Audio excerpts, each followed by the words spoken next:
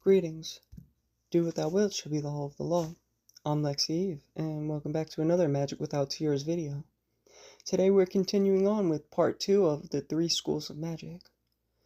So really quick, I am doing another 2/5 scale Stele giveaway very soon. As soon as we hit 1,500 subscribers, I'll post a video with how it all works. At present, I believe we are about 45 subscribers away from 1,500. So stay tuned for that, and with all of that said, let's begin. Crowley opens up the letter to Mackie, quote, Cara Sora, do what thou wilt shall be the whole of the law. Hoping that you are now recovered from the devastating revelations in the matter of the Yellow School, I must ask you to brace yourself for disclosures even more formidable about the Black. Do not confuse the Black Lodge or the Black Brothers. The terminology is unfortunate, but it wasn't I that did it. Now then, to the work. End quote. Really quick, the Black Lodge, I assume, is any lodge that goes rogue in a working order and creates enemies of the rest of the order, thus claiming the name and lineage for a time until they gain their own identity and find whatever their new path is for themselves. Or they might maintain the name and engage in a rivalry and in some cases even outright war with lodges of the order from which they broke away. He might also be referring to the trope of, satanic lodges that do the Black Mass, because Crowley was big on kind of joking about that. He's written about the Black Mass a couple of times. The Black Brothers are those who simply refuse to let go of their ego and identity upon the chance to cross the abyss. And here I believe Almond's essay then opens, in which will be covered the Black and then the White schools. Quote, the Black School of Magic, which by no means must be confused with the School of Black Magic or Sorcery, which latter is the perversion of the White tradition, is distinguished fundamentally from the Yellow School, in that it considers the universe not as neutral, but as definitely a curse. End quote. I think the wording of this paragraph is regrettably confusing. So the Black School, i.e., philosophies which see the flesh and physical world as inherently evil or endlessly sorrowful, or else something one needs to destroy because they believe non-existence would be the only pure state. The School of Black Magic, i.e., a tradition which generally doesn't aspire towards the higher, but uses magic primarily to attain their earthly wants, and in many cases has no moral sanctions against doing harm to others, whether over deserved or petty grievances. In today's world, it is usually involved in low spirit and qliphothic evocation and invocation, as well as black magic, i.e. using magic for purposes not aligned with their true will, and the great work concerning the Holy Guardian Angel. So on the Black School, quote, its primary theorem is the first noble truth of the Buddha. Everything is sorrow. In the primitive classics of this school, the idea of sorrow is confused with that of sin. This idea of universal lamentation is presumably responsible for the choice of black as its symbolic color. End quote. Essentially, the author equates Buddhism and Christianity with the Black School, that they take the vision of sorrow and morph it into the idea of sin and uncleanliness. As he equated Taoism with the yellow, in this chapter, he will analyze Buddhism as categorized as the Black School. He begins this explanation in the very next paragraph. But let me just say that Buddhism itself is not, in my opinion, entirely of the Black School. It has mixed doctrines at points, as almost any religion does, as I'll reiterate later on. How I interpret what is written here by Almond is that he is analyzing specific beliefs and doctrines of the Black School, specifically that existence is sorrow. He is not analyzing any religion entirely, just specific values and worldviews, and attributing singular phrases or core tenets to a specific school. So that's my opinion. Quote, the analysis of the philosophers of this school refers to every phenomenon to the category of sorrow. It is quite useless to point out to them that certain events are accompanied with joy. They continue their ruthless calculations and prove to your satisfaction, or rather dissatisfaction, that the more apparently pleasant an event is, the more malignantly deceptive is its fascination. There's only one way of escape even conceivable, and this way is quite simple: annihilation. Shallow critics of Buddhism have wasted a great deal of stupid ingenuity on trying to make out that nirvana or nibbana means something different from what etymology, tradition, and the evidence of the classics combine to define it. The word means quite simply cessation.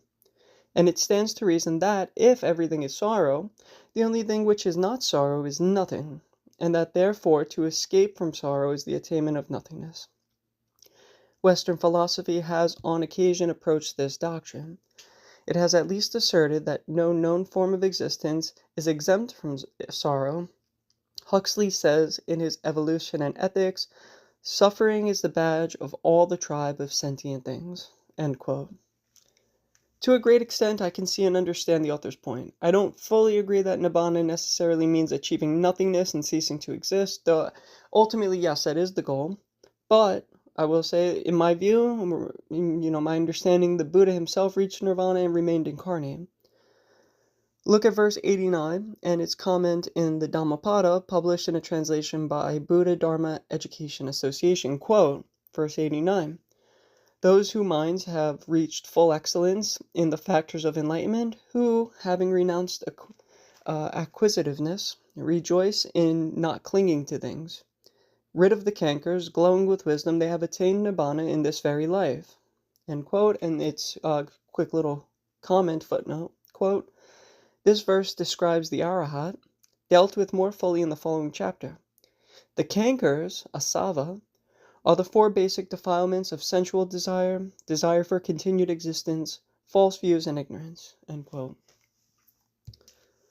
In the Lehman doctrine, once a magician has truly finished their great work, they too would cease to exist, as there would be nothing left for their ego to do.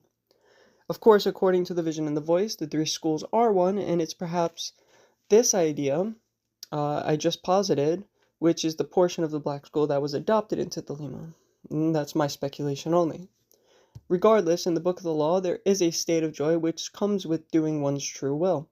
That is, aligning oneself with nature and experiencing Nuit as Hadi. Everything then becomes a sacrament. There is nothing which is then not permissible, as it is aligned with the proper flow of things. Ultimately, the biggest divergence of Buddhism and Thelema is that of partaking in sensory pleasure. In fact, the word pleasure is used 24 times in this translation of the Dhammapada.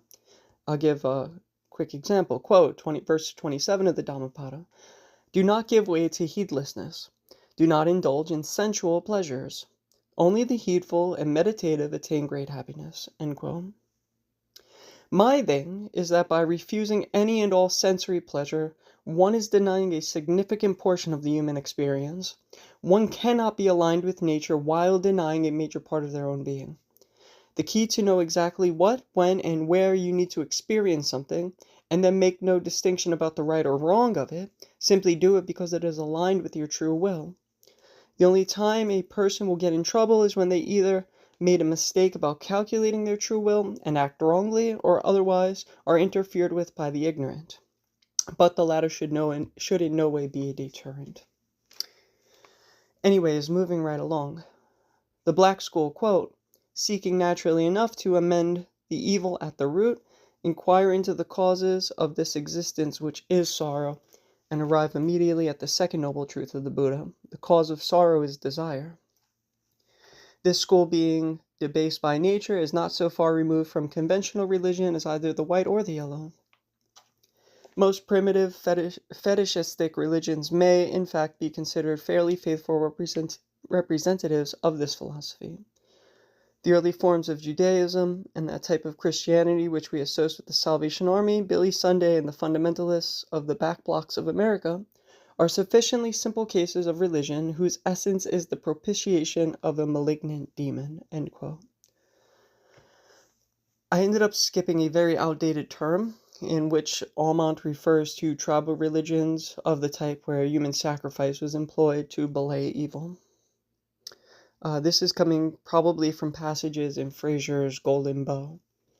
That's too big of a book series, and I don't have the time nor will to go looking for specific quotes to back up my memory of reading them and what I'm talking about. But if you get the single book condensed version, You will find examples in there which reflect the author's thesis about that point. Quote, when the light of intelligence begins to dawn dimly through many fogs upon these savages, we reach a second stage of the Black School. Bold spirits master courage to assert that the evil which is so obvious is, in some mysterious way, an illusion. They thus throw back the whole complexity of sorrow to a single cause, that is, the arising of the illusion aforesaid. The problem then assumes a final form. How is that illusion to be destroyed? End quote. I.e., you could see that in Gnosticism with the concept of the demiurge, demiurgos. That which is not God, but is a creator, right? Like in the book of Genesis, the Elohim are put into that context. Here we arrive at the crux of the thought process of what is being penned as the Black School.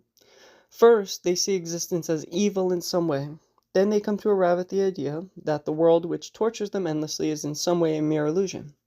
That this illusion being the cause of their suffering, it or they must be completely destroyed. A purification by destruction, or rather their hope of destruction by purification. I'll here paraphrase the author's rebuttal to this theory as found in the following paragraph. He begins that existence is sorrow and the goal is to return to the only infinitely good, which is Parabrahma. But if this source has no qualities, why is it then good to do so? Quote, it was Gautama Buddha who perceived the inutility of dragging in this imaginary pachyderm. Since our Parabrahm, he said to the Hindu philosophers, is actually nothing, why not stick to or original perception that everything is sorrow, and admit that the only way to escape from sorrow is to arrive at nothingness, end quote. End quote. We may complete the whole tradition of the Indian peninsula very simply. To the Vedas, the Upanishads, and the Tripitaka of the Buddhists, we have only to add the Tantras, which are called the Vamakara schools. Paradoxical as it may sound, the Tantrics are in reality the most advanced of the Hindus. Their theory is, in its philosophical ultimatum, a primitive stage of the white tradition. For the essence of the Tantric cult is that by performance of certain rites of magic, one does not only escape disaster, but obtains positive benediction. The Tantric is not obsessed by the will to die. It is a difficult business, no doubt, to get any fun out of existence, but at least it is not impossible. In other words, he implicitly denies the fundamental proposition that existence is sorrow, and he formulates the essential postulate of the White School of Magic, that means exist by which the universal sorrow, apparent indeed to all ordinary observation, may be unmasked, even as at the initiatory rite of Isis in the ancient days of Kem. There, a neophyte presenting his mouth under compulsion to the pouting buttocks of the goat of Mendes, found himself caressed by the chaste lips of a virginal priestess of that goddess at the base of whose shrine is written that no man has lifted her veil. End quote. I agree with the first part of the above quote, that the Tantrics saw a clearer vision of reality than the Brahmas. Right? That, yeah, sorrow, sadness, pain, those are definite conditions of life as a human, but they are not the end-all, be-all. You can unmask that. Right? In 2019, I was deeply considering going to Guwahati, India, in fact, to study under the Agor tradition. In short, the Agori started as a rebellion to the caste system. They postulated that if everything is made from God, for lack of a better term, then nothing is inherently evil. Corpses, love, death, happiness, sorrow, etc. All of it is just a condition to be experienced, and the only sorrow comes from the human ego. Also, if you read some of the many tantric texts, you'll see ideas like these postulated repeatedly. When people hear tantra in, Western culture, United States, European culture, they think of some type of stretching and kundalini yoga that involves, some type of sexual activity. Tantra is, there's like, I don't know if there's 50 to 100 different tantric holy books. So when I hear tantra, I'm thinking the sacred text of India, right? There are not a lot of translations of some of them, or they're hard to find otherwise. But from what I have read of them, uh, you'll see ideas like that postulated repeatedly and repeatedly. On the above quote about the whole thing on the latter phrasing, I just don't care about the trope of kissing the demonic statue's ass. This idea is prevalent in many conspiracies even today, and stem back to the witch trials and probably something that the Templars were accused of doing. Ultimately, I think it's bullshit. I've never seen any evidence. I mean, at least what he said, I don't know enough necessarily about Egyptian initiation, maybe to speak on this, but I just am not aware of a ritual where there is a demonic statue or some type of statue that an initiate of Egypt was being led to kiss its ass, and inside is a statue of Isis. I've never actually heard of that anywhere. To continue, we may accordingly find few true equivalents of the Black School in Europe. In Greek philosophy there is no trace of any such doctrine. The poison in its foulest and most virulent form only entered with Christianity." End quote. Sorry, but here comes another long quote. Quote, "We have, however, examples plentiful enough of religions deriving almost exclusively from the black tradition in the different stages. We have already mentioned the evangelical cults with their ferocious devil god, who creates mankind for the pleasure of damning it and forcing it to crawl before him, while he yells with drunken glee over the agony of his only son. But in the same class we must place Christian Science, so grotesquely afraid of pain, suffering, and evil of every sort, that its dupes can think of nothing better than to bleat denials of its actuality, in the hope of hypnotizing themselves into anesthesia. Practically no Westerns have reached the third stage of the black tradition, the Buddhist stage. It is only isolated mystics, and those men who rank themselves, with a contemptuous compliance, under the standard of the nearest religion, the one which will bother them least in their quest of nothingness, who carry the so right so far. The documents of the Black School of Magick have already been indicated. They are for the most part tedious to the last degree and repulsive to every wholesome-minded man, yet it can hardly be denied that such books as the Dhammapada and Ecclesiastes are masterpieces of literature. They represent the agony of human despair at its utmost degree of intensity, and the melancholy contemplation which is induced by their perusal is not favorable to the inception of that mood which should lead every truly courageous intelligence to the determination to escape from the puerile and black schoolmaster to the outstretched arms of the white mistress of life." End quote. This is not in my script, but as I was reading that, I kind of had the thought that I find it rather interesting. We can never know that ultimate source, right? Even in the lemma, 0 equals 2, you can never know 0. You could know the 2, the byproduct, these union of opposites, which are here creating everything that's going on, but you can never know that 0 save through the 2. In the black doctrine, they take that, we'll call it, I wouldn't say it's ignorance, because ignorance is not knowing because you don't want to know or you're just not looking. Being unable to know, right, is what I'm trying to say. The black school takes that fact that we are unable to know existence and morphs it into, well, because I can't know, everything here is horrible, whereas the white school does quite the opposite. Essentially, I'm going back to the script, essentially, the black school ends up dedicating themselves to a state of suffering. Their doctrines outline a worldview as one of pain, victimhood, and torture in all aspects of existence.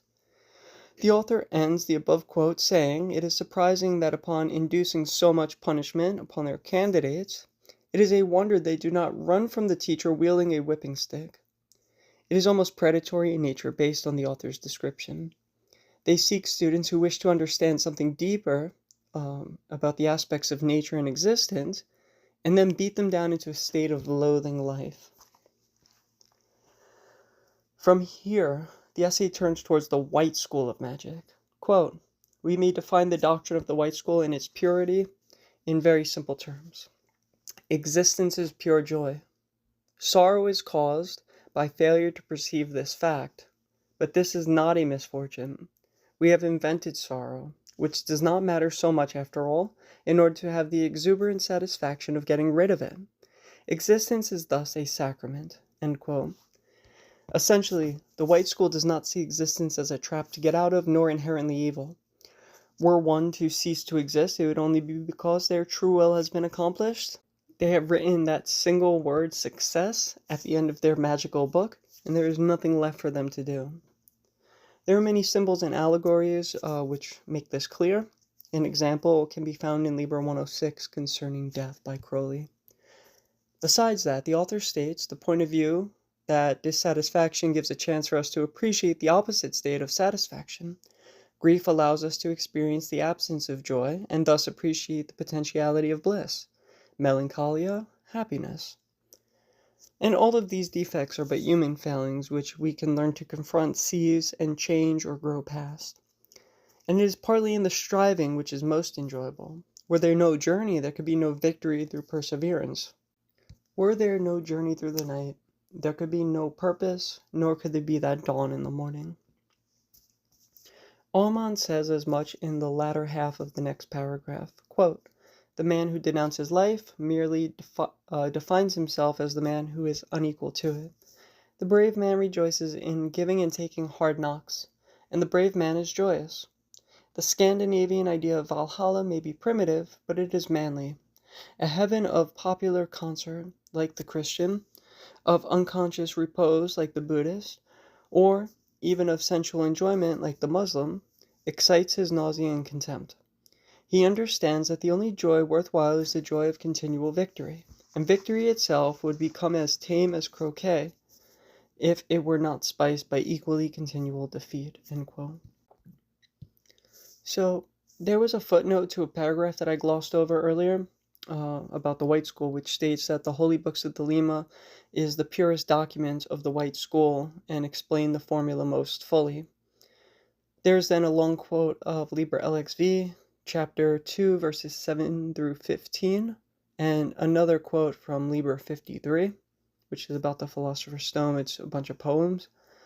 I have videos on these subjects in my Sex Magic playlist. I just wanted to mention it because it's important. The elixir of life. I mean, continual life and reincarnation, right? As opposed to absolute obliteration and lack and ceasing to exist. Pretty contradictory ideas there. But you could see Sex Magic playlist and you could get some information about the elixir of life there. Going back to the differences of the white from the black, quote, "There is thus in this school no attempt to deny that nature is, as Zoroaster said, a fatal and evil force. But nature is, so to speak, the first matter of the work, which is to be transmuted into gold. The joy is a function of our own part in this alchemy. For this reason we find the boldest and most skillful adepts deliberately seeking out the most repugnant elements of nature that their triumph may be the greater. The formula is evidently one of dauntless courage. It expresses the idea of vitality and manhood in its most dynamic sense." End quote. I wouldn't necessarily say evil. I mean, unless he's talking about like the base, ignorant animal nature.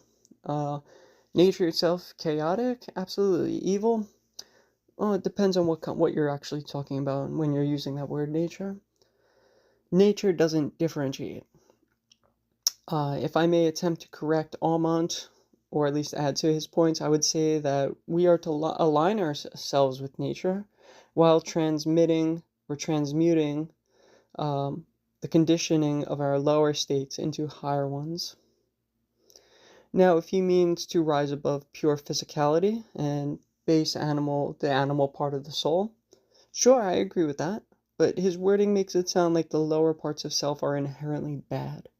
And that is not always the case. Take Liber LXV, quote, "Now is horror let down into the animal soul of things like a fiery star that falleth upon the darkness of the earth," end quote. Horror is let down into the animal soul of things. I mean, I could go into comments on that. In short, right, it's permissible to use those baser instincts. That's totally acceptable. This is not Buddhism. We are allowed to experience sensual pleasures as we will.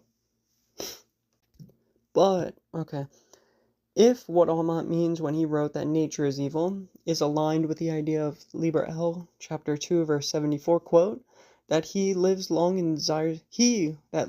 and desires death much is ever the king among the kings, end quote, then I understand exactly what he means. Yeah, there's, life is short, life is hard, it's riddled with endless ordeals, there's pain, but in the striving and victory is the joy Nuit speaks of in chapter 1.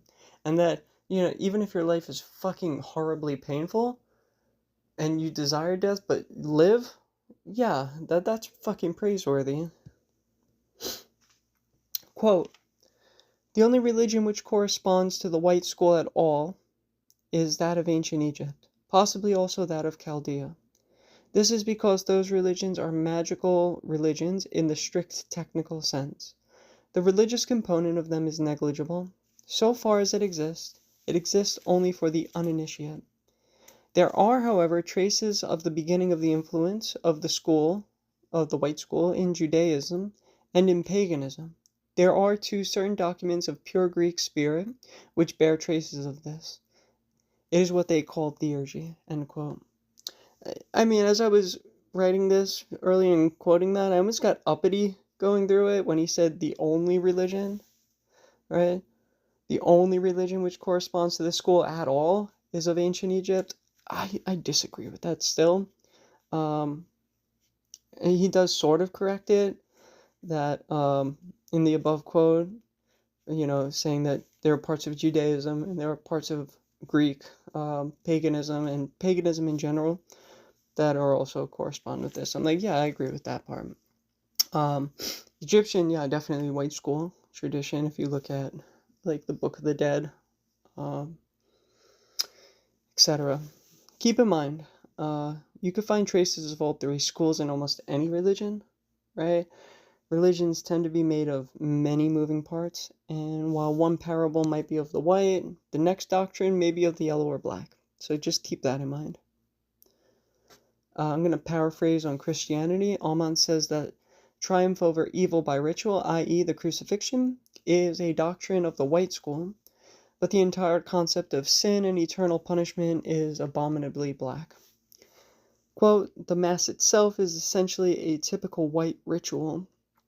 Its purpose is to transform crude matter directly into Godhead. It is thus a cardinal operation of talismanic magic. But the influence of the black school has corroded the idea with theological accretions, metaphysical on the one hand and superstitious on the other, so completely as to mask the truth altogether, end quote. Yep, transubstantiation, turning that base matter into Godhead, or as Eliphas Levi said, quote, we have fixed the volatile, now we must volatilize the fixed, end quote, is a purely magical doctrine that would be associated with the white school. I like how he says that the Eucharist is a talismanic magic, right? You're charging this physical thing with a certain magical property, and then consuming it to take that property into yourself, to then transmute that magical force. So you're doing it upon this external thing, consuming it, and then making yourself God, or united with the idea of God. Or Jesus could be a very easily substituted with the Holy Guardian Angel, both solar figures, through that INRI formula. So there's definitely something interesting going on there. As talismanic magic, I like the wording. But again, the mythology created around the Christian Eucharist, to say that, they take that Eucharist and wine because of the Last Supper, is utter nonsense, made hundreds of years after Christianity was already in full swing. Thus, the entire lie it is based upon has been seeded in the minds of the followers and has strung them along for millennia. Also, they're not saying you're taking this in to unite with deity. It's supposed to be like a covenant. They've created this whole fucked up mythology in Christianity that doesn't make sense if you really analyze it magically. It's unfortunate because there's some cool stuff there, but yeah, it's just been messed up pretty bad. Quote, the most important of all the efforts of the white school, from an exoteric point of view, is Islam. In its doctrine, there is some slight taint, but much less than in Christianity.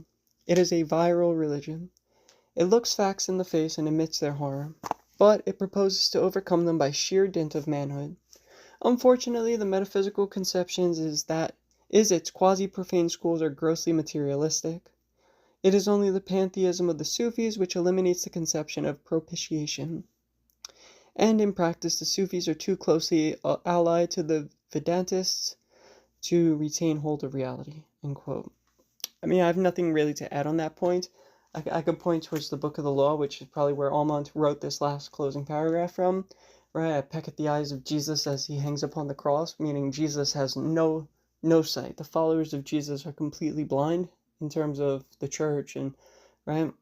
And there might be individual members that are fine, but in general, the doctrines of Christianity are completely blind, and the followers are blind, right? Is what the Book of the Law says.